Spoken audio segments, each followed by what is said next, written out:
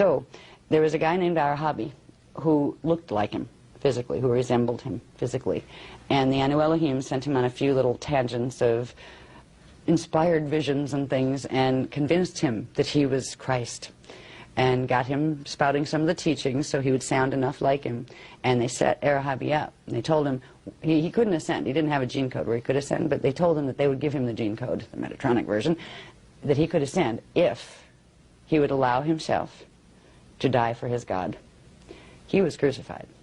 So there was a man crucified, but it wasn't either of the Jeshuas. It was Arahavi, who was a poor sucker.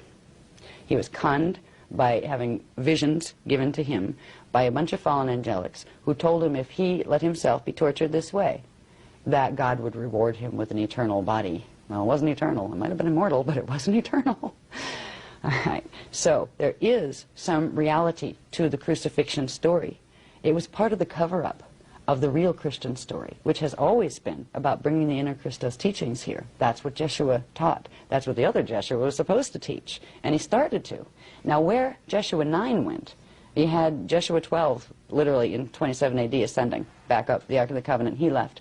John the Baptist went in his own direction. He got killed, and Miriam stuck around for a while and ascended. Maybe I think of it. What was it? 20?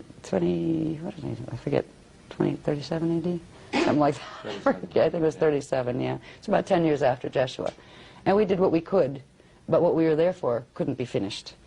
And it was all kind of left till next round. And this goes up, like, next round, like, took us in through the Arthur legends and all of that stuff, King Arthur and all that. That was all about this. But the important thing to see here with Arimathea is tracking it. There was, and Ma'a is telling me this now, who this person was, because I was trying to find out who exactly it was, and Ma'a is verifying something, that a person named Joseph of Arimathea was the brother of, get this please, what's the brother, would you please like catch this? The brother of the person who was Mary, Mother Mary, okay, the brother of Mother Mary's mother. Okay. That's how I just worded it. What does that make him? The brother of Mother Mary's mother.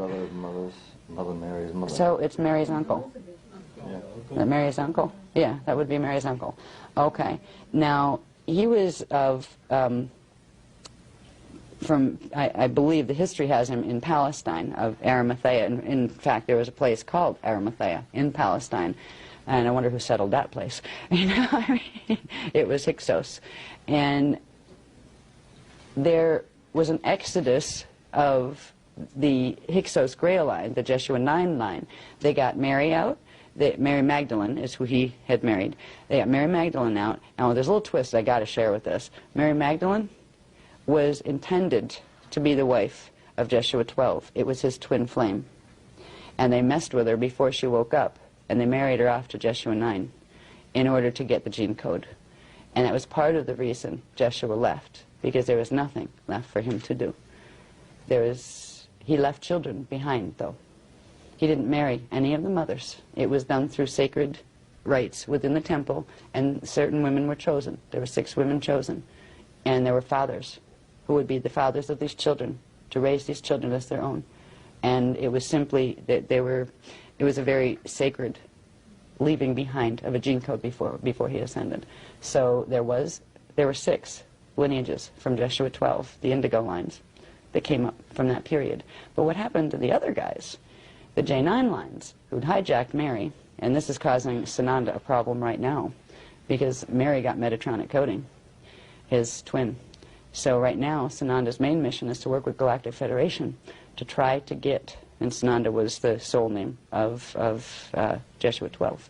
He has to get Mary, his twin, the other half of his entity, out of the Metatronic coding. So he's a bit busy in this particular time frame. That's why you'll find both Jesheua 9 and, reluctantly, Jesheua 12 working with the Galactic Federation people, with the Anunnaki people right now, because he has a karmic issue to settle, where he has to help his twin flame, to his twin avatar, to get out of the Metatronic coding before she goes down.